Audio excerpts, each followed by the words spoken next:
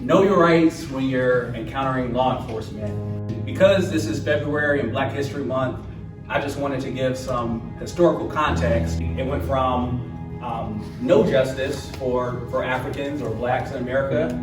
There were laws in the book that said that if a slave mistreated, the owner of the slave had the right to murder the slave, and all he had to do was swear an oath that the slave was rebelling. Slavery, there was no justice for Africans, and then after slavery, I would say that it was mob justice. And instead of taking him to court, we're going to convict him through the mob and get justice through extrajudicial means. And then we have what I think I characterize as sham justice, which probably started in the 1940s and 1950s, where you can't just go to the mob, you have to go through the court.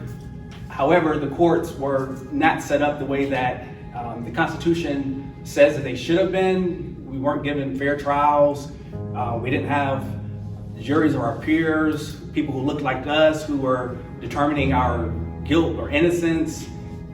People who already had their minds made up when we walked in the courtroom. The court's trials maybe were an hour, 2 hours, convicted, guilty, sentenced to life or to the electric chair. And now, as an attorney, I see the illegalities that these police officers had. So I just want to bring that to light so we can try to not continue the civil rights violations. Don't pull it out. Don't pull it out. Don't pull it out.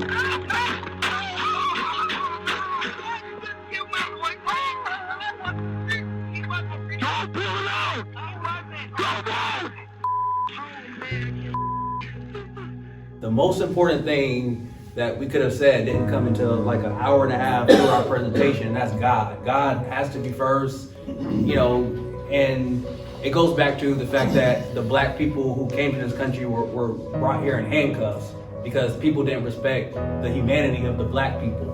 And I just challenge everyone on this panel, the judge, your honor, the police chief, the solicitor, respect the humanity of the black defendants who come into your courtroom.